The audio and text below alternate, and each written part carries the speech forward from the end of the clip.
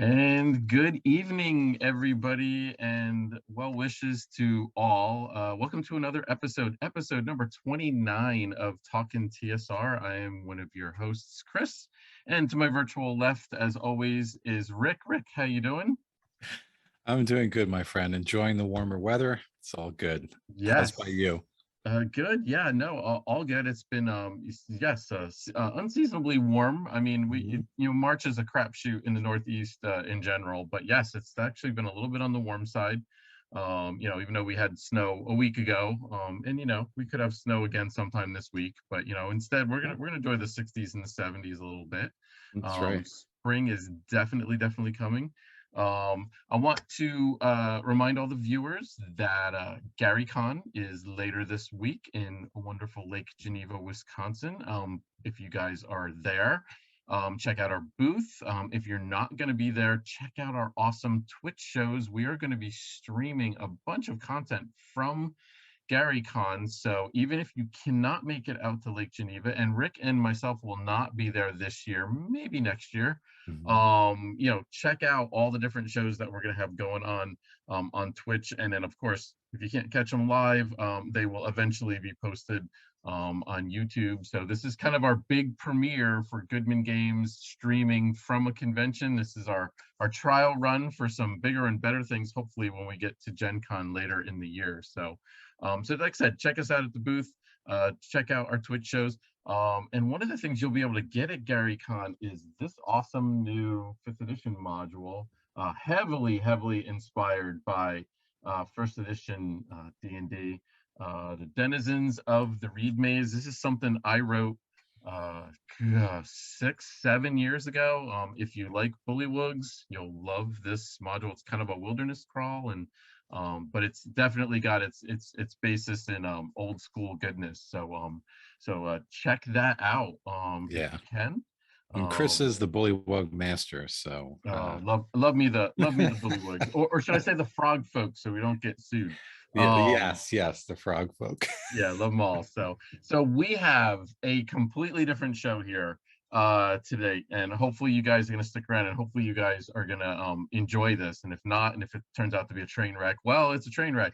But we're going to do a tier list tonight. So we promised you guys that we were going to do some different things this year. We were going Mhm. to try some different things. We've got some really cool announcements coming up, probably not this show but the next show, on a very special guest that we have lined up for an interview. But this is one of those things we're gonna do the proverbial throw a bunch of stuff against the wall, see what sticks. I know spaghetti sticks really well. Sometimes pancakes stick really well if they've got syrup on them. But we're gonna throw some things against the wall, see what sticks. If you guys like what we do with this tier list, maybe we'll try it again. We're kind of itching to possibly do it again, but Yeah. for those of you who don't know what a tier list is, so you're going to see on our screen right now a big black box, and you're going to see some letters on the left-hand side, S, A, B, C, and F. This is our version of a tier list. So basically, we're going to rank a bunch of things, and Rick and I are both going to rank them, and we're going to, compare our notes and see what we think each of these are. And then our wonderful producer, Elena, is going to, in real time, move the little icons up of the things that we're going to be ranking. And if anybody in the chat can let us know what they think the theme is here based on those pictures down below, put that in the chat here. But real quickly, I'm just going to let you know that so the rankings that we're using is S is the best. It actually tier lists have been developed by video gamers, and S is actually a derivative of the word super or superb in Japanese, I believe. So this is something that gets an S tier ranking. It doesn't get any better than that. That is the top. It's God level. Top It's tier. the cream of the cream. So yes. A is just like the A, B, C, F. It's just kind of like the grading system. A's are outstanding, solid entry, definitely nothing wrong. Not quite something's missing that puts them up to that next level up, but certainly not bad. B is certainly above average, not great, certainly not bad either. C's are average, C is not bad. It's a passing grade. It's kind of meh. It's nothing special. It's not terrible, but it's not, it's just, probably could be a little bit better. And then of course our last tier is F. I think you guys can figure that out. That's you know, poor, hot garbage, whatever you want to do it. So I don't see nobody has successfully guessed what our theme is here. So Rick, Um, why don't you take it over, and why don't you introduce what our topic theme will be here, our Jeopardy sure. category, if you will. Yes, our For this. Jeopardy category for tonight, we are going to cover the monsters that were introduced in the A series, that is the infamous Slaver series. We've already covered those modules in depth, but we really like them, so we're going to go in and rank some monsters tonight. And tonight it's monsters. Another night it could be module covers. It could be anything. But we're both monster hounds, so we're going to dig into some of these monsters and put them, as Chris said, in the tiers from S down through the utter dreck, and see how it shakes out. And we challenge you to change our mind, put some comments in there and sway us, you know, or Chris, you sway me, and we'll see if we can maybe Oh move yeah. our rankings around. Oh, I'm all fired up here. We're gonna have Yeah. a good back and forth here. You know, if you guys are familiar with sports talk radio in the New York City area, that's what this is going to be about. Yeah, and this is going to be really, we're asking you guys in the chat to really participate in everything. If you guys don't agree with one of our rankings of where we're putting things, try to Mhm. convince us. Yeah. Try to validate us if possible. If not, try to Yeah. convince us we're wrong. Mhm. But definitely pick a side. I mean, that's what we're all here for, is to pick a side. And then also tell us where you would rank these particular monsters based on our description, or if you're familiar with it. I'm gonna go out on a limb here that most of our viewers are going to be very familiar with these creatures, even if you're not familiar with their original introduction in the modules. You're going to be, many of these have gone on to become staple monsters. Some have not, and we're going to talk about Mhm. that. Yeah. And interesting enough, we are also got one of the new monsters here is actually from the module A0, Mhm. which is Danger at Dark Shelf Quarry, which was done in, I believe it was 2013 by Skip Williams. I think most folks Mhm. know Skip Williams from Sage Advice fame. Wizards of the Coast, when they were working on 5th edition, they put out a hardcover Mhm. compilation of the classic modules, and that was called Against the Slave Lords. And they actually had Skip Williams write a brand new module. I'll just show you guys the title page there. And it's kind of a small window, but so he did a module, and there was a new monster in there. So for good fun and to round ourselves out at an even dozen, we added that monster in as well. So Yes. before we jump in, Rick, give me some high level Sure. description or opinions on what you think of this particular group of monsters. Sure. Looking at it as a whole, I think we got a very varied group of monsters from the A series, which is nice. There's some that feel very real. There's some that are completely out there. And as I think we're going to discuss, some went on to be classics and are very well known. And others, there's at least one monster in this list that I knew almost nothing of. So yeah, I love the full range that's presented in this series. I think we got a nice creative group of creatures here. Looking at the chats, the history professor is asking how we're ranking in terms of what? Mortality, fun. Speaking for myself, I guess I'm looking at two things. I'm looking at kind of overall design creativity, which can either be realism or just off the wall creativity. And then for me, the second component, kind of equal component, is DM utility, the ability of the DM to employ that monster successfully and drop it into different environments, or does the monster inspire the DM to become more creative with their encounter design? What do you think, Chris, as far as your ranking, how you're ranking, and also your overall thoughts? So yeah, so first of all, my ranking is very similar to what you're saying. It's more the way how much I really like these critters, and when I say like, it means did they inspire me to include them in some of my writings? Mm-hmm. Did I use them when I was a GM? What's their legacy possibly a little bit? But also, yeah, table presence. Like how useful are they to use at the table, and how compelling and evocative are they? For an encounter. I mean, are they, there's, all monsters are not created equal, and they all Mm-hmm. can't be awesome. Some just fill, certain roles and whatnot, but this is more kind of like how I feel these monsters kind of fit.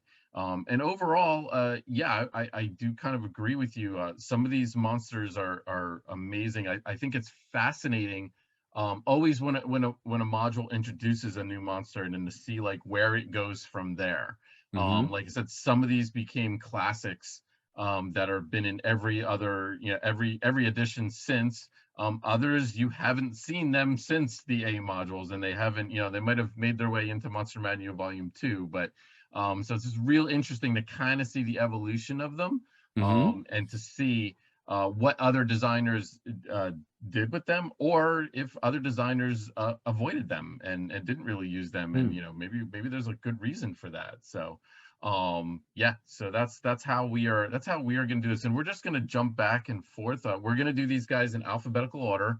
And then we're just going to go back and forth, and hopefully we're going to have a little bit of an interesting banter between us on each of these monsters. I don't see any questions in the chat, so I'm assuming that everybody knows what a tier list is. My kid tells me that we didn't understand why we were doing a tier list. It's not what old folks do. But I'm like, hey, we're trying to be like the kids. We're trying to be popular. All the kids are doing it, so we figure let's try and do it. There's nothing wrong with two old school grognards trying to do a tier list, so let's have some fun. That's right. So our first monster on the list is the aspis Mm. from Dungeon Module A1. And Rick, why don't you get us started off? Kick us off here. All right. I'm going to give this first one a pretty good rank. I'm going to place the Aspis in row A. Okay. Um, for my part, I I really like the Aspis. We don't have a lot of insect men type of critters in D&D, and I think what helped put it over the top was the detail of the sort of life cycle, in that you get the larvae, is described, they describe the cow and these different forms of aspis. So you don't just have these sort of drones or warrior aspis running around. You have multiple forms. And once I hear that, again, I think of DM utility. I think, all right, now we know there's different types of aspis. We know we've got a cow, we know we've got larvae, and that inspires the DM to then make a cow room or a larvae room. And then now you've got the DM thinking about the lair. And it makes me, I'm stretching here, but it makes me think of the Legion. I think it was called the Legion of Gold. That sort of module Gygax did for the early Gamma World game. And I remember him having a lair in that it wasn't aspis because it was Gamma World, but it was very similar. I remember it was a very cool lair, and it had some sort of insectoid creatures with different, forms in different places. And I always found that very inspiring. And to the same token, aspis, they inspire me that way. So I'm going to give them a solid A rating. All right. So, and if you guys haven't been able to figure out, you see there's two pictures at the bottom for all of them. Rick's ranking is going to be with the little orange R. My ranking is going to be with the green C. So I am going to rank the Aspis also high. Actually, I'm right out of the gate. I am going to put the Aspis in the S tier because I really love these guys. These guys are one of my favorite critters, I think, that never really had much of a legacy, really. That really, it premiered in A1. It's on the cover of A1 for crying out loud, and then didn't really do anything after that. Wasn't really used by any other modules. Just like Rick mentioned, love the fact that you have the drones, which is what we have pictured there, which are the warrior class, if you will. 6 legs, which is awesome. 2 for walking, 2 for weapons, 2 for Yeah. shields. They already had a great AC. Their AC gets better with 2 shields. Or they could double wield 2-handed weapons, which is amazing. Lots of versatility there. Tough too. 6 hit dice for for not high level modules. So I love them. The versatility of it. I love the different like you said, the larvae and the cow. I tend to gravitate towards monsters that are like that. One of the my favorite mechanics of 3rd edition was always the templates that you could add to monsters, and also the fact that you could add a character class to any monster and really you could have a 20th level fighting orc, or you can have a 1st level wizard orc, or I always love that. So whenever in 1st edition the designer gave us several different varieties, or a variety of hit dice of the same monster, like the old Ankeg. I love that. Actually Mhm. loved it. And yes, the history professor saying is similar to a Thri-kreen. Yeah. Yeah, probably the predecessor of them. The Thri-kreen were much cooler at the end. That Hmm. maybe that was the replacement. Maybe these Weevil-like things were a little too hokey, but I love them to death, and I'm just gonna jump right out and get one of my S tiers right off the bat. So Went right for the gold, and I this was did. definitely a creature that I always wondered.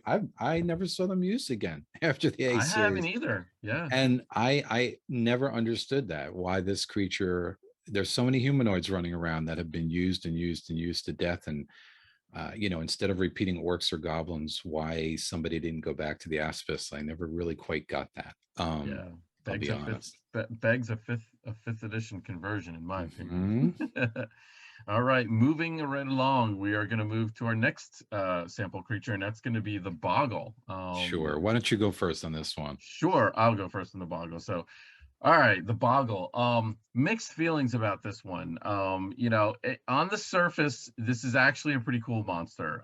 It's a little 3 foot tall humanoid, purple or blue or gray, cowardly. I love the description of it. It secretes a non-flammable oil. It's rubbery. It can stretch its body, kind of like Stretch Armstrong. I'm dating myself right now with Stretch Armstrong, but that was a great toy for the time. Um, Resistant to fire. It can spider climb, so it can do. So you can see this thing's all about mobility Yeah. and avoiding the PCs and everything. Yeah. Sneak Um, attacks. and I like it on the surface, but this is the part I don't like. It can randomly dimension door at Hmm. will, which means it can do it like every single round. And not only dimension door, but it opens up these little like pockets of these little portals kind of in its lair and sticks its hand through and steals stuff from you basically, or it sticks its head through, or uses it to move around its lair. And its lair is usually always a small kind of a compact area. That's kind of where it loses me. Hmm. It just, it was all cool until that, or maybe if it had some sort of an ability that was a little bit more limited. But I never, and again, these guys were on the cover of the module. They were being led around kind of like watchdogs because they had keen scent before keen scent was a thing. So I just never cared for them, mostly because of that dimension door thing. I just felt like it was a little too heavy-handed in Hmm. the fact that there are so many stories of the old modules being designed, especially some by Gygax, where he created things specifically to foil his characters in his campaign, that they might have gotten too many magic items or too much gold, and he needed a way to kind of get rid of those items. This monster reeks of that, which I know is kind of a first edition thing, but it just didn't translate well as far as the other editions. And again, it didn't really show up, I think, much in the later editions, Yeah. and probably because of that wonky dimension door ability. So I am going Mhm. to rank the Boggle a C. I Mm. think it had me at a B or a higher than that, but then that the dimension door just pulled it down for me. So Mhm. yep, knocking it down, Interesting. bringing it back All down. right. Well, I'm going to give a little love to the boggle. I am going to rate my boggle at level B. Um, I think, and I agree with you as far as the dimension door. It's too much. I think I love the rubbery flesh. I love the resistance to fire. I really love boggles, I think, because there's a sort of annoyance creature that players love to hate, that you can imagine an encounter where the boggles will come out and annoy the characters or steal from the characters, and the characters really just want to kind of turn around and smack them with the flat side of their sword. And these guys scurry off, and it leads to kind of some fun encounters in that way as a sort of nuisance monster, I guess. But they're strong, and they certainly have a load of abilities. And I agree as far as the dimension door, because running them at the table using that ability, especially the way they're actually used in the module, because in the module, Secret of Slaver Stockade, you run into these things in a hallway that's basically a grid. It's literally pepperworked with openings, so you've got arms and coming out all over the place. And I've run that encounter as a DM, and it's kind of a nightmare, frankly, running that encounter. Yeah. So yeah, it's kind of like I almost felt like somebody who was designing these, whoever did it, they didn't turn that spigot of creativity off. They almost like they went over the top with that last ability. And I agree with you there. But still, they're such a cool creature. They fall into that not quite evil, but annoying kind of chaotic creature that can easily be put with other creatures as watchdogs or guards or snoops or thieves.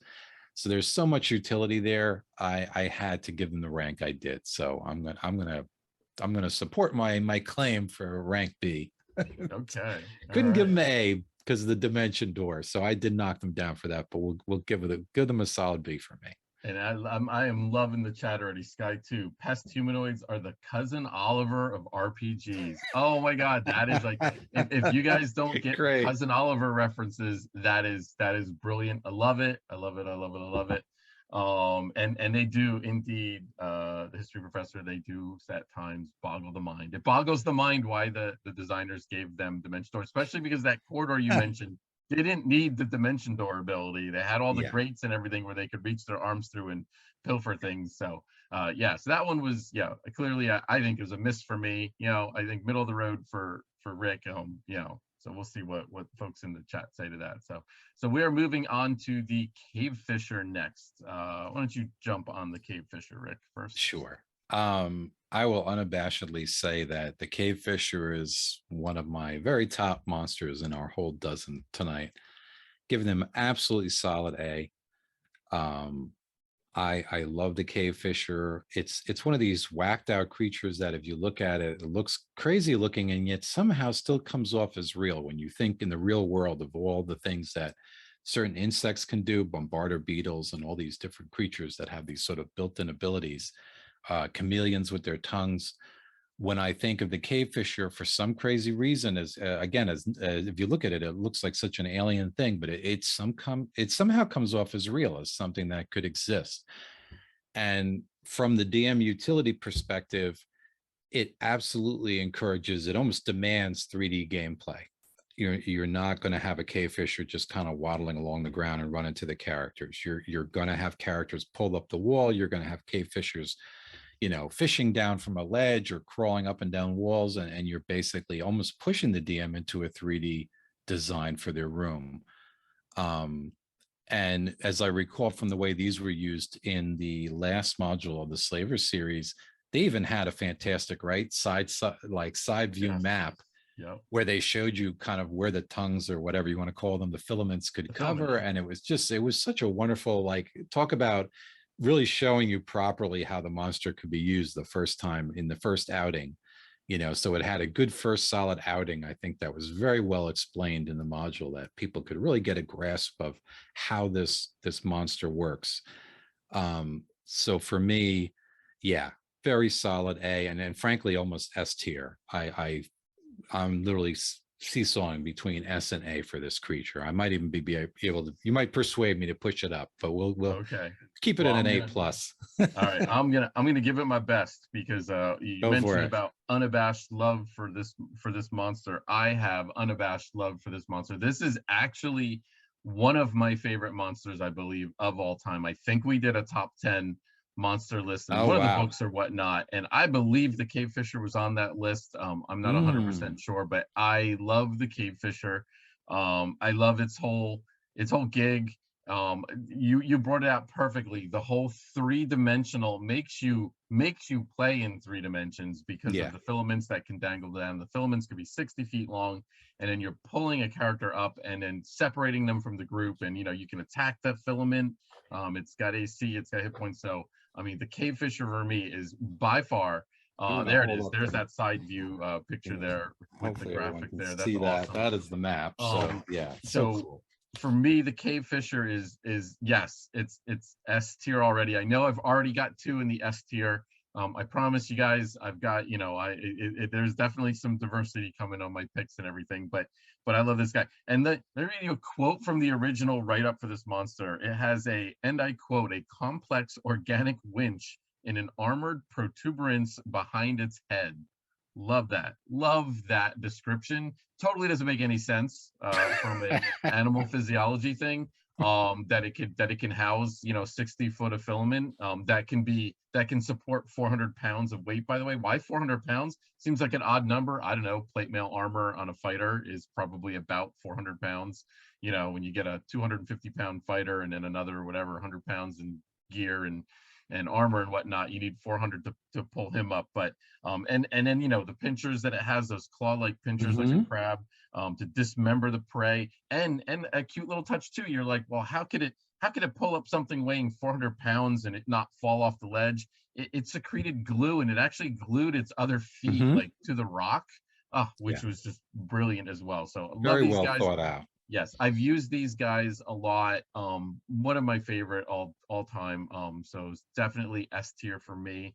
Loving it. And they were premiered in module A4, like you mentioned. Yeah, Yes, I added it. I added it yeah. to into the Borderlands. I really do love it. Thank you, Norbert there. And Cave Fisher would make, yes, yeah. I think the Cave Fisher probably is on the list. Sky 2 with it on many DMs lists of all time favorites.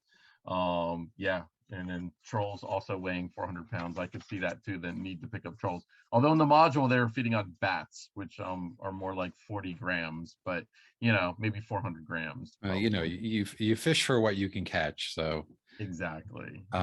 you know what, uh, Elena, push my cave fisher up to S. Yes, I can't take it it worked. anymore. It worked. It worked.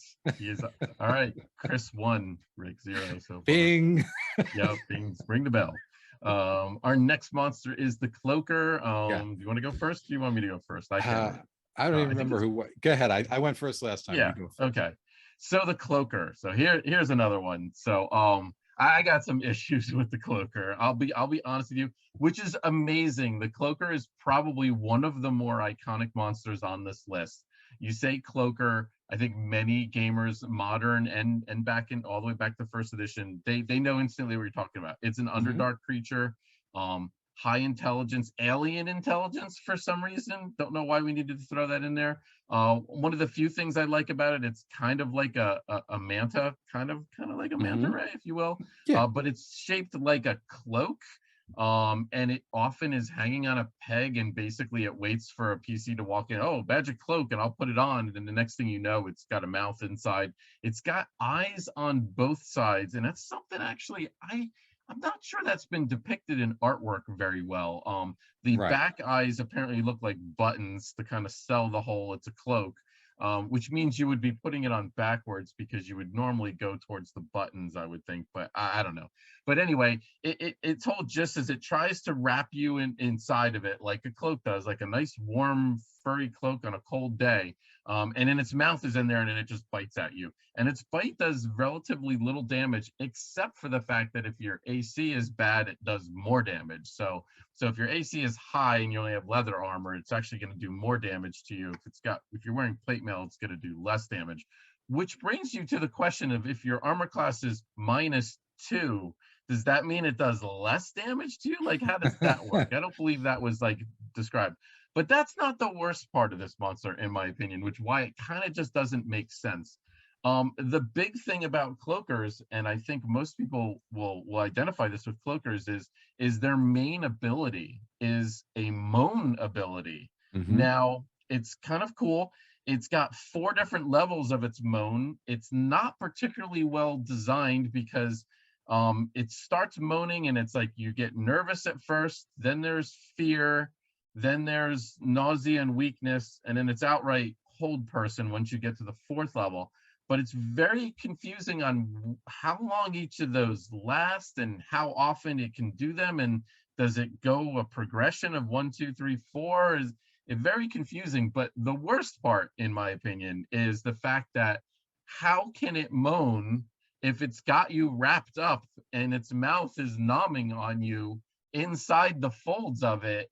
Now you've just taken its coolest ability away, and it does have a clubbed tail. So it's Mhm. like, if you want it to moan, it can't like be rapping and doing the cool rapping thing. Come on, if people have seen Beastmaster, that awesome movie, that was pretty freaky with those things. But yeah, it's kind of not unlike that. But like, so those abilities seem to fight against each other, in my opinion. And I really don't like the cloaker for that. Hmm. I'm gonna say cloaker for me is F tier. I just don't think it works. Ooh. I know it's all the way down there, and I know that a lot of people really probably like the cloaker, but I don't think I've ever used them in any of my modules, and I love the Underdark, so that tells you something right there. So I'm gonna say cloaker F tier for me. Wow. Yes. All right. Well, here we're gonna have a conflict. Oh, I'm actually putting the cloaker at level B. Um, okay. Sorry, I just I think I threw up a little bit there. I like the fact that they have an interesting roster of attack forms. I agree. Yes, you Even though cannot they don't have. make sense and they work against each Well, other. you can't, right. But there are a lot of creatures like that. If they can't do one thing, to me, if you have a single cloaker, he hides in a closet. If you have a bunch of cloakers in a cave, maybe they decide to moan. They pick their attack and they go with it. I like the levels of the moan because I don't know. In my mind, it makes sense because you're getting nervous and then you're getting increasingly frightened, and then your bodily is your bodily you're starting to get overcome to the point where you're getting sick, and then your body basically shuts down and you're frozen in place. So to me, there's a progression there, and from a combat perspective, that increasing moan, it puts attention on combat. If you have a bunch of cloakers up in the rafters or up in the up among the stalactites moaning, maybe while one of their other friends is beating you with his club tail, as that moan goes on, those increasing effects kind of puts the heat on the characters a little bit. It keeps combat interesting. Instead of just having another round and another round and another round that's the same, you have this variable effect. So now the characters, especially if they've never encountered these guys, they're going to experience these increasing effects, and that's going to, I think, scare your players and scare their characters. So I like that increasing effect.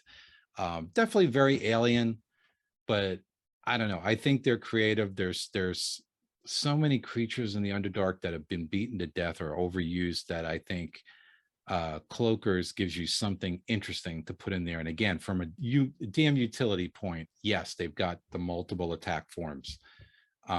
Sort of like the boggle. They've got a lot of things going on. But that to me just lends the DM into using them however they want to use it. Again, if you have a single cloaker, because maybe that's strong enough for the party, then you put it in the closet. Where if you have a high level party that's just wandering through some big caverns, maybe a bunch of cloakers then just start swooping and moaning from above and attacking with their clubs. And they don't bother they don't bother with the camouflage at all.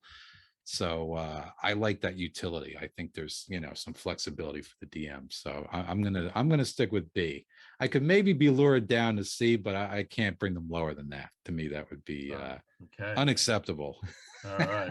Well, four monsters in, and Rick's already wrong. Okay. That's right. So we got that out of the way. So whew, that was good. So yeah, B. Wow. No, it just doesn't work. It's just like Oh man. I'm liking them less now.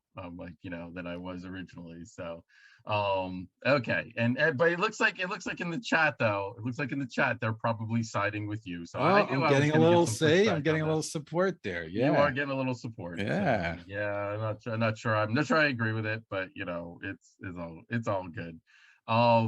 Okay, our next critter on this list is the Haunt, which Yes. was unveiled in A2.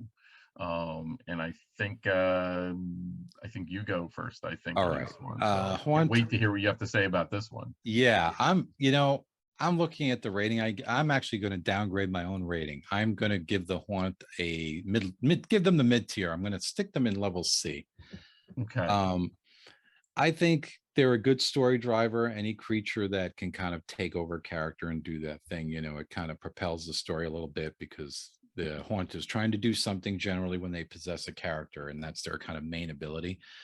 So, that kind of can tell a story. So again, DM utility. But beyond that, I just can't rate them higher because I find them kind of derivative. I feel like we've had creatures before that possess people. We've got certainly many creatures that charm characters or possess them in some way, shape, or form. You know, when you go into siren calls and all these different things. So, you know, to me, when you take away the other stuff, you know, the main ability of the possession, there isn't a lot of possess there. Yes, they choke character, they choke people that are opposite of their alignment, but even that doesn't always make sense to me. Like they could be any alignment, I think. So if they're good, they're automatically just going to choke everybody who's not their alignment. I mean, I guess a good creature might choke an evil creature, but it just to automatically attack anybody like that, it doesn't make a whole lot of sense to me. I think they could have been done better. So yeah, I'm going to give them a C. Oh, I'm For surprised. one Okay. decent ability, but that's it. So okay, I'm a little bit surprised by this. I kind of thought you were gonna like haunts a little bit more. I'll be Hmm. honest. I thought this was gonna be a contentious one. To be honest with you, I didn't think cloaker was gonna be contentious. So I was wrong. So the haunt, yes, restless undead, incorporeal, bound to a specific site. They can't actually wander too far from where they were killed. So there's a little bit of a limitation there. Mhm. One of those, monster that's tied up and just, step back from it a little bit. I was always intrigued by its attack. It would attack and it would actually steal your dexterity. You would lose 2 dexterity points, and that was kind of innovative back at the time. And then but this was the part I didn't like. When your dexterity hit 0, you were possessed. Yeah. So, a typical character having 10, 12, maybe 14 dexterity, that's going to be 5 to 7 hits on that one character. And keep in mind, it's bound to like an area of like 60 feet, so just step back. um and then before you were possessed. Now if you got possessed, there was a cool story mechanic here in that you were possessed, your character was possessed, so you can go finish the deed that it was trying to finish before it got killed. So that was cool. I think the premise of this monster was cool. I think the execution was not. Yeah. Yep.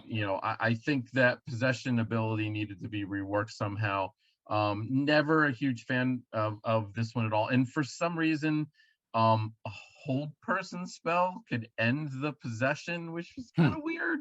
A hold person, we would learn in later editions, was an enchantment spell, and enchantment generally doesn't work against undead. So, yeah, so I was not really a fan about this one at all. So I actually have this one as a C as well. I am shocked that we are both putting this at C tier. I Hmm. really thought this was going to be a B for you, or maybe even an A. I could only assume that after my convincing argument with the cloaker, you've seen the error of your ways, and you're now kind of like, okay, man, I gotta like pull it back a little bit on some of these inferior creatures. So yeah, so that's where I'm at on this. So the haunt for me is also a tier level C. All right. So we have a crossover. All Yeah, right. that's right. That is well, yeah. Well, we have a crossover with the cave fishers, but that was after the fact. That was Yeah, no, I was lured to the dark side, and I had to pull mine up after hearing your convincing soliloquy about cave fishers. All right, magman. All right, here we might have a we'll see. I think we might have a disagreement here on this I'm one. not sure. I don't know. I'm curious. Magman Yeah. going to F. Putting them No right on way. the Oh my God. yes. This is so Putting wow. them Rick is right on wrong. I the want a t-shirt bottom, that says Rick is wrong. right on the bottom tier. Wow. And I it's think got a R is magman for on right in this it's got a case. t-shirt with a magman on it, and he's You holding a know, sign that says Rick is yeah, wrong. because this, yeah, they're playful. They set stuff on fire, and that's it. I mean, is every creature from the plane of fire a built-in pyromaniac? Does every creature from the plane of fire like to burn things? I mean, I think that's it. On top of it, they set things on fire. They're a fire creature. We've got salamanders, we've got magma, whatever it is, magma mephits, which do it better on every level than the magmen. Their abilities are more interesting. They're better designed. Why would you ever use a magman when you could use, a mephit? And on top of that, environmentally, they're hard to use because they generally live in lava, and I don't know, yes, characters go to on some unusual locations, but characters in my campaigns usually aren't passing past active volcanoes every day or lava pools, so I don't know, man. For all those reasons, yawn, put it at F. Wow. Wow. Okay. Well, this is gonna be interesting. This is gonna be interesting. I actually like these little guys. I like these little guys for a couple of reasons. They have virtually no hit dice. They have 2 hit dice. Their AC is 6. They're really easy to kill. They are elemental. There's basically a small little lava elemental. There wasn't a whole lot of elementals. They actually were before methods, I believe. We're about the same time methods came out in the Fiend Folio. So Yeah. I will agree with you that that the magma method or fire method, or both of them, did this a little bit better. But this is what I had to respect about this creature. So, 2 hit dice, you're probably running into these first through third level or something like that. If these suckers touch you, they do 3 to 24 points of damage, and they let you on fire if you're flammable, and then you take like 1 to 8 more damage per round. But that for just 3 to 6 proves my rounds. point that they're so incredibly deadly for their level that to me Okay, they're okay. not I well didn't hear you say designed. that in your argument, though. No, You but just were all you like, rate they're you're terrible. just adding fuel to my fire, Oh, putting them in F. adding fuel to the fire. Is The is there a F minus? I'm looking on the ranking there. Next time, there'll be a special category for So, everyone. Wow, but yeah, so okay. So where do they end up? I'm going to put down my coffee because I don't want to spit out my coffee on the I'm air putting here. them at B. I'm putting them on B Ah, level. So yeah, ah, yeah. I like these guys, and ah. they've been I imported mean, to they're almost cute and all, but they're not that cute. and they've been imported to like every other edition since then, and they're a staple low level fire elemental. And Why? the tip of Why? the iceberg, they were in the second, not the first, the second D&D movie, and they had like a kind of an important scene in there. So that's the Well, one that I believe went hopefully that was the right to good Sci-Fi D&D Channel. movie and not the bad one. Yeah, that was the second D&D movie. Didn't even get released to theaters. Went right to Sci-Fi Channel. It was that good. So well, there you have it. Man, B. yes, Chris, B. Chris, So Chris. all right. Man, Whew, getting I'm afraid to spicy. go on to the Mud Tiger at this point. Go ahead. I'm going to let you take the Mud Oh, Tiger. okay. Well, the Mud Tiger is the one that folks probably aren't going to be very familiar with unless you have that hardcover book from 2013. This is the guy that was created by Skip Williams, and this is an interesting creature. All right, I'm gonna tip my hand here. I actually like this guy. I like this guy. It screams old school feel. Keep in mind, this thing was designed. The book came out in 2013.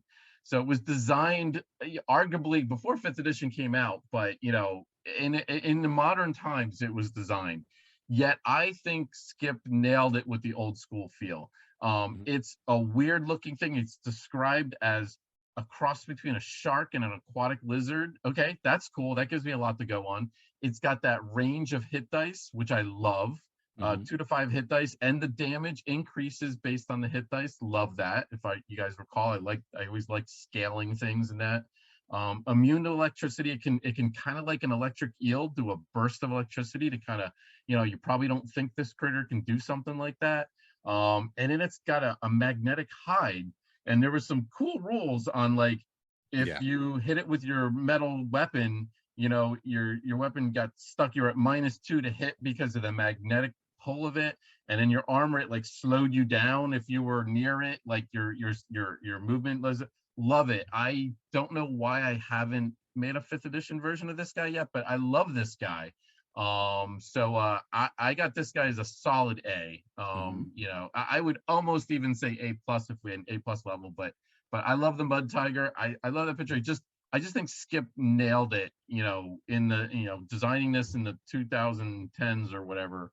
And I think it came out great. So A level tier for the Mud Tiger for me. All Okay, right. bring it on. There we go. Now we're not that far away on this one. And Okay. I'll be honest, this guy I seesawed between 3 different tiers for the Mud Tiger, but ultimately I settled on a high tier B, but tier B. There's a lot going on. This is another one of these creatures where there's so much going on, and between their look and the weird amount of abilities, they're a little bit of a hot mess, and yet they're like a mini almost like a mini boulet, and they there's a cool land sharky kind of thing going on there with the mud, and I absolutely love the effect of the ferrous metals, that both the way it affects the movement and the way it affects the weapons, the dual effects of the magnetism, that put it over the top for me. I think the electricity wouldn't have been enough, but that weird magnetic effect that they can do, that's what propelled it for me from being a C creature to being a solid B. Is I love that effect. I think that's very cool. Like you said, feels old school, newer school, but feels old school. So yeah, I feel comfortable giving it a B. All right. So and interesting that the chat kind of likes this guy. I love this. Go Mud Tigers. Sounds like a Louisiana football team. I agree with that 100%. A Mud Tiger definitely sounds like something that was created from somebody who lives down in the bayou, without a Definitely. doubt. Yeah, and hot take. This is from the history professor. Hot take: Mud Tiger is old D&D feel, meaning it's just a couple of things smashed together, not very original. I will agree with that, but we like those creatures: rust monster, owlbear. Those are probably some of the more iconic creatures out there, and I don't know, this one just gives me warm fuzzies, as warm of a fuzzy as a mud tiger could give me. So that's my decision on this. So now, Nice. um we are going to move to this one. Again, is probably not going to surprise, and regular viewers are, we could probably just skip this guy over and just assign it and move on, but we're at the mycanids now. Mycanids Yes. premiered in module A4, once again on the cover, the great Errol Otis cover. If you folks know anything about Rick and I, you know that we both love the mycanids. I've used them a bunch of times. I just There's just everything about these guys. The fact that they're, not necessarily evil and they're not going to attack you right away.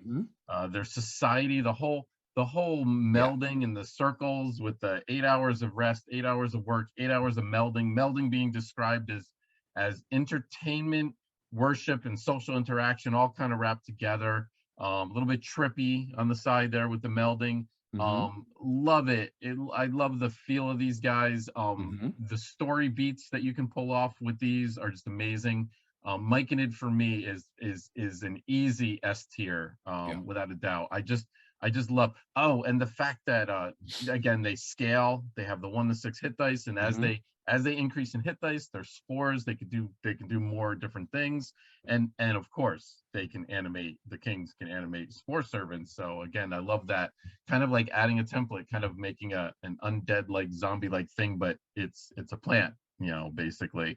I love that utility and the fact that you don't know what you're going to come up against, because they could literally create almost any living thing into a spore servant. So love the mycanids.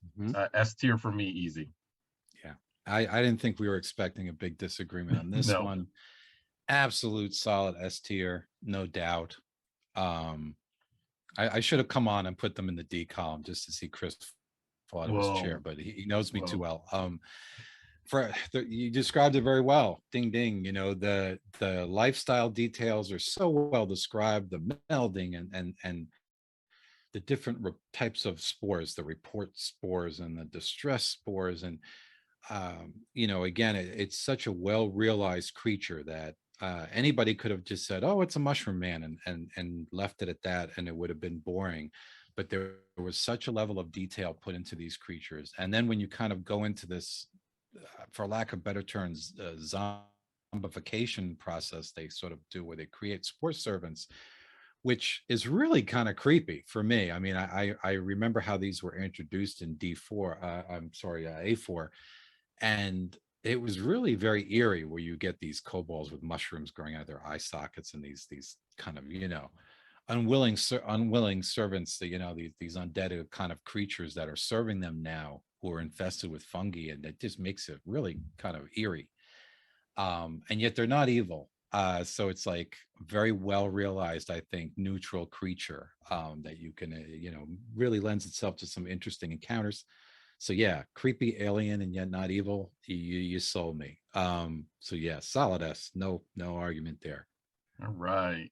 Moving on to our next critter, the phantasm. And why don't you kick All it off on, Rick? I can't all wait right. to hear what you're going to say about this guy. these guys were another one I seesawed between two rows, between really giving them a lower rank. Um, I struggle with this one. I'm going to put them in rank C, but barely. And that's almost purely for DM utility. These guys, very much a one beat monster. There's no getting around that. They're just basically projections, that really don't do a whole lot to the characters. So there's not a whole lot of combat potential there, or that kind of stuff. But to me, for the DM, it is a great way to impart information. I can see these sort of scenes, very Disney haunted mansion, with these translucent guys going about their tasks when the characters walk into an abandoned watchtower, or an old battlefield, or some of these places where these phantom guys kind of might be hanging out.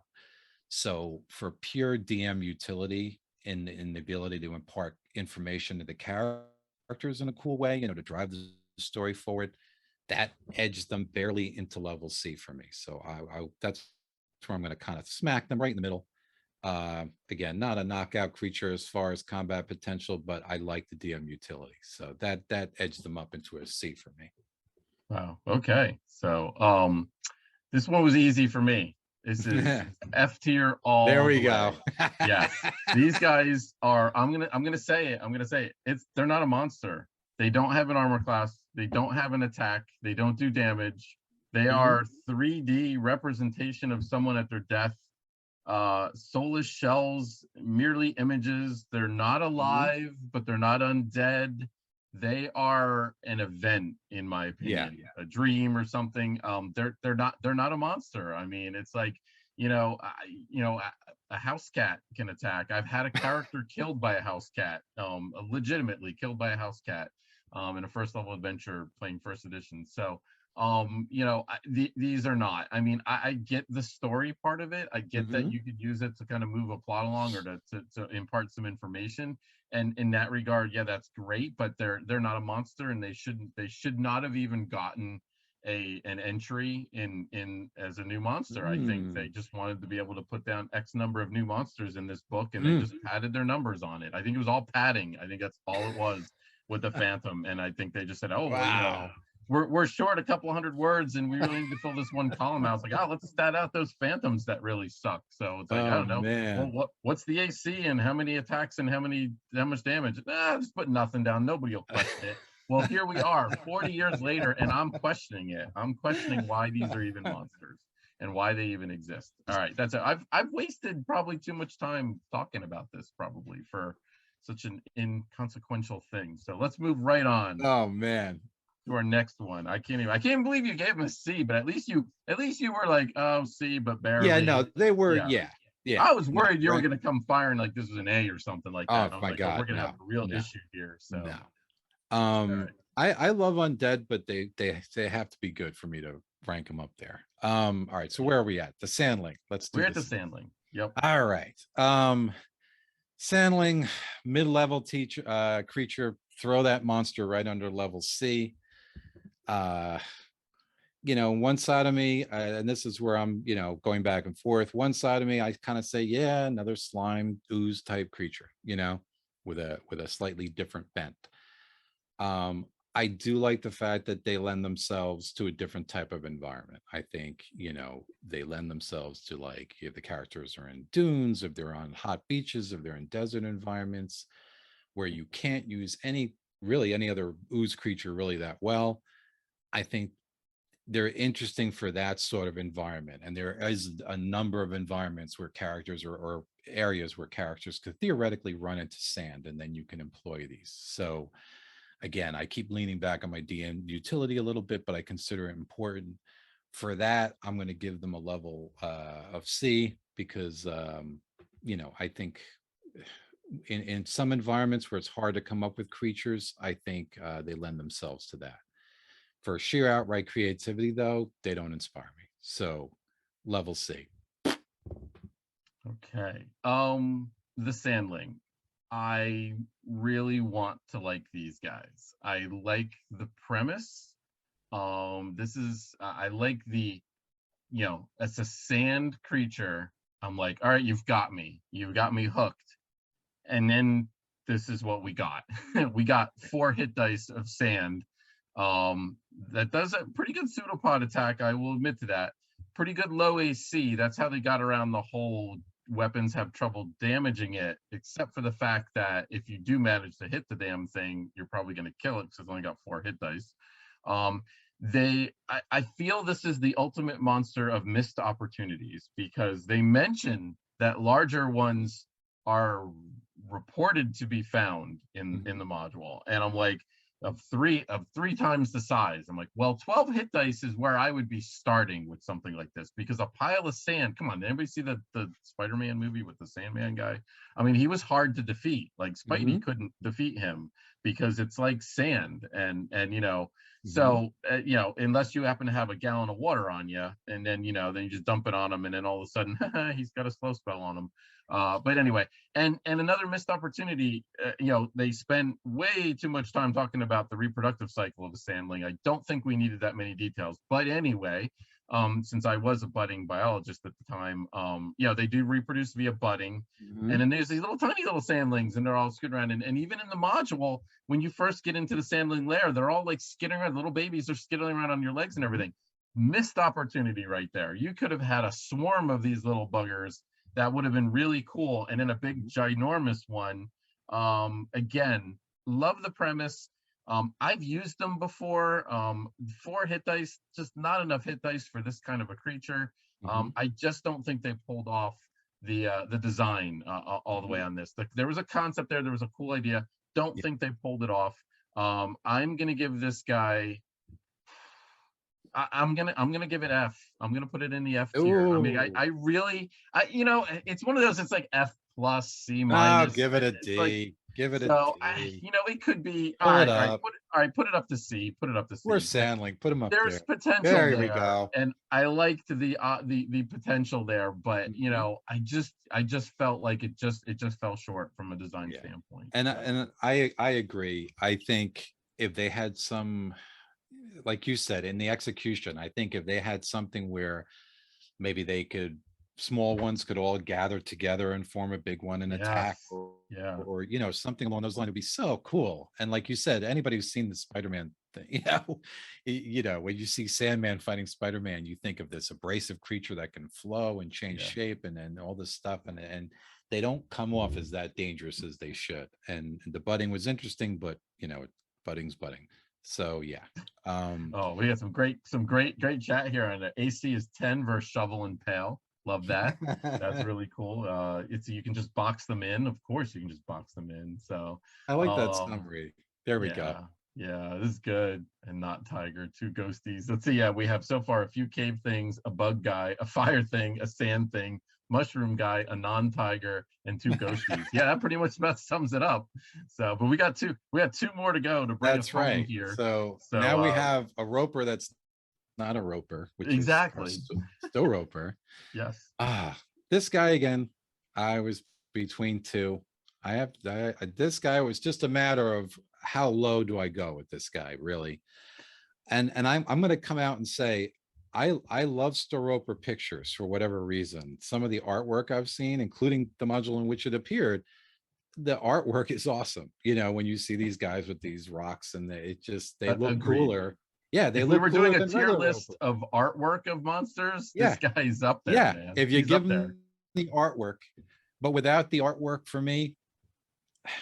And again, I'm seesawing between rows, literally as I'm saying this, but screw it.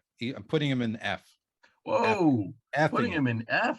Yeah, if you persuade me, maybe I'll lure him up to D. But that's okay. I didn't see that. Higher AC roper. That's it. I mean, they're not flooring me with the creativity here. It's a beefed up roper, and that's cool, but like the sandling, they could have done something more. They could have really, you know, put in again electricity attack or poison something. Just didn't go there.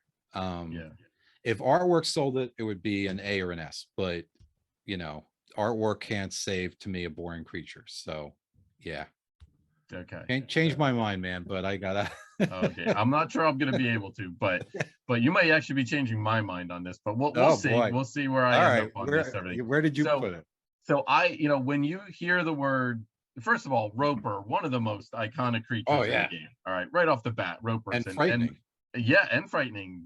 10 to 12 hit dice. It's Yeah. tough. When you say Stow Roper, what do you think more powerful than a Roper or less Yeah. powerful than Roper? Yeah. It's Yeah, you think more powerful. They're not. They're yeah. not. They have less hit dice. Yet you're right. They had a slightly higher AC, but Yeah. their bite damage was garbage compared to a regular Roper. They had this weird. The first two times it attacks with its tentacle, it injects you with venom, and then you're mind controlled somehow, and then you Yeah. attack It's your just cape. not. But then after, only the first two times, Yeah. then the rest, it was all just like a regular Roper. But a regular Roper had magic resistance, 80% magic resistance. This one, no magic resistance, none. It'll just crumble to a spell. Yeah. Again, everything that I hear, but a Tar Roper was one of its other names. I was like, ooh, Tar Roper, that sounds Yeah. really Yeah. nasty. That All sounds right. terrible. Now you're getting Yeah, it. that sounds terrible. But Yeah. then you look at the stats and it's not terrible. And then I Yeah. don't know what that whole poison thing was going on there. So, but again, I wanted to like these guys, and then that Yeah. artwork is so evocative. I think one of the Yeah. things we talked about when we were doing our monster manual reviews is the monsters that never got pictures were never ones that seem to be utilized. It's like Yep. if you had a picture of a monster, even if it was a bad picture of a monster, it gave you that frame of reference, especially if you're talking a rust monster. Try to describe a rust monster, and everybody would probably have a different description of it, but show me a rust monster, everybody knows what it is. So this guy, I think, I originally had this guy as a B. I did. And, now I'm kind of thinking it should be a C, maybe. But I think, man, I really wanted to B like, is a lot. it is a lot. It is a Oh, lot. Yeah, they you're really being fell very down. charitable. All right, you convinced me. I'm gonna go C on this. I'm gonna go C. All right. But it's probably a high C. I mean, I like it. I actually like it better than the boggle. I'm kind of rethinking that boggle thing right Interesting. now. So yeah. So all right. So that's where I'm going on that. All So. right. Boy, we got a lot of we're hard on these monsters. We got a lot of C guys. We are. So we got one monster left. We got one One more. monster left.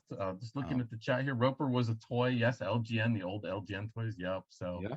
yes, lots of math involved. Yep. Yes, Displacer Beast. That was another one. A panther with some tentacles. Yes. Exactly. Yeah. See it. Still Yeah. first edition, right? Very, very much Ugh. so. Very You much look so. at the Displacer Beast. So yeah, we should have put him in there just for as an honorable mention for the heck of it. Yeah. So what do we have left? The Sundew. The sundew. All right. Well, I hate to make that line longer, but I'm gonna put the Sundew in row C. Whoa, Rosie, you are wrong, sir. Anyway, go on. Now I have nothing against the Sundew. Obviously, it's got a very real feel. It's based very much, I think, looking at real life plants and things like that, which I generally like. I just think the killer plant category is a hard category because there's already, like, after S3 there were so many killer plants and different things there that, again, I'm very torn because I love the realism of it. But at the same time, it just seems a little too close to stuff we've seen before when it was employed. Its introductory kind of encounter, if you want to call it, in A1 didn't knock me out. They just kind of, if I recall, kind of threw it in a room and didn't have anything earth-shattering happening with it. Just didn't grab me as super memorable. I can't remember any counters at the table as a DM or a player thinking, oh my goodness, that was such a memorable encounter we had with that Sundew. It's just not, speaking to me in that way. So I'll give it absolute points for realism. I think it's cool in that way. Absolutely could exist, but yeah, I don't know. Not inspiring me in a big way. Wow, I am shocked. Change my mind. I am completely in disagreement. I am Oh gonna wow! All right, I'm gonna blow your barn doors off right now, man. First of all, Elena, put that up in the A tier. That is definitely an A tier monster. Yes, folks, a sundew is a real creature. Google it. All you kids out there, Google it on your phone. It's a plant. It's got these little sundew. It's got this like nectar. It's a sweet nectar, but it's a glue on like the tips of its little tendrils. They're not tentacles. They're kind of tendrils. In the biology world, there actually is a difference. But a powerful glue, and in the real world, insects get stuck on them, and if you look at some of the pictures online, man, they're absolutely gorgeous looking pictures. But this guy, the sundew, 8 hit dice. If a sandling had a butt, it would kick the sandling's butt. I'm just saying that. Okay. They're almost sentient. Well, that's scary right there. They have, before we even had tremor sense, they had tremor sense. Love that. But this is where it really stands apart for me. It can attack up to 6 times with those tendrils. It had hundreds of those tendrils, but it can attack each target up to 6 times. For every 3 hits on a target with those gluey kind of tendrils, the target would get -1 to hit after that. And if for some reason during all of those attacks, think about all those times the DM is going to roll the die. If you roll a nat 20, the sticky glue covers your mouth and you start suffocating. I mean, that is brilliant. That is what I wanted to see, this kind of design with the stow roper. I wanted to see this kind of design with the cloaker, maybe even the boggle, the sandling, definitely. But this is a real world creature where I thought the design was perfect. They made up some new rules. It was evocative. It was interesting. Yes, it couldn't move really. So again, you could kind of walk away with it. But those tendrils, I think, were like 20 feet long, I think, and they could shoot out. And you got that awesome picture, that classic picture of the elf trying to get away, and boom. This again screams a 5th edition version. I agree with Rick that the carnivorous plant realm is probably crowded. But that's just because it's cool. It's kind of cool in D&D, especially old school D&D, to have plants attacking you. I mean, there's just nothing wrong with that. This dude did probably need to appear in S3. Probably would have fit better, growing in one of those chambers in there as opposed to this module. But I love big fan of carnivorous plants and love this guy. So I'm putting him in an A tier. I do like carnivorous plants as a child who grew up with Venus flytraps, and as you know, who designed a carnivorous plant just recently for a project. All right, I think I still don't understand the whole semi-intelligent thing, but I think for giving it points for sheer lethality, I think you've convinced me to move it up to rank B. Let's move it up to rank B, because the C rank was getting a little unwieldy there. So. It was. Yeah, there was we're being hard asses. So let's move it up. Yeah. Well, part of the reasons we didn't have a D tier rank, because I felt the D and the C. I'm like, can you really tell the difference between a D and a C? I mean, I can't. Like, no, let's just go right from C to F. I mean, in my opinion. So, I mean, all monsters, need some love and everything. So. And this is great. Yeah, the history professor also was just on a roll tonight. So the sundew, so great, never made it past 2nd edition. Yeah, it's true. So, but maybe not now. Maybe it's going to jump all the way from 1st edition to 5th edition, and maybe I'm going to do something about it. So, who knows? So anyway, well, that's it, folks. That is our first tier list of monsters. Looking at it, I think it looks pretty cool. We moved some things around here a little bit. So. I think C was a little bit bloated there, but I think it was bloated because we didn't have D. So and you persuaded me, sir, in a couple things. I'll give it to you. Well, that's good, because you were wrong on so many things. So many. So, but I guess it was really only coming from the man with the magman. Yes. So the magman. I'm telling you, man, go check out that second D&D movie, and you'll. I'm gonna have to go watch that. It's gonna have to be an earth-shattering movie for me to follow that. Yep. Nope, not so much, but possibly better than the first one, though. So it doesn't have a Wayans brother in it, so it's got there's that. Yeah. So well, thanks everybody for participating. We had an actual. It was fun actually reading the chat and hearing people's perspective. Hopefully we entertained you guys for a little bit. Hopefully you guys have a new respect for these monsters, or maybe not a new respect for these monsters. And definitely to chat, let us know if you want to see more tier lists from us again. We are just burning to do one for a module series. Maybe the I modules. I 1 through 12, or the X's, the B's, the C's. Yeah, something that's got a nice bunch of them in there. So we would definitely be down with doing that. So let us know in the chat if you guys want to see us do more tier lists, or if you thought the tier list was a totally terrible idea, and then we'll be back to our regular scheduled programming. Rick, why don't you tell them what you normally tell us, everybody, and tell us about our next show. All righty. Well, first off, folks, thanks for letting us try something new and different. We will, of course, be continuing to talk about the books we all know and love. If you liked what you watched tonight, give us a like, give us a subscribe. Don't be afraid to follow us. It all helps. And certainly keep those comments coming.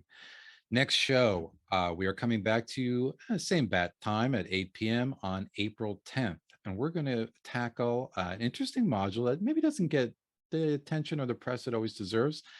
WG6 Isle of the Ape. Talk about it, a kind of bit of a meat grinder, difficult module. So a Gygax special. We're going to go into the Isle of the Ape and dissect that. And that'll be on our next show on April 10th.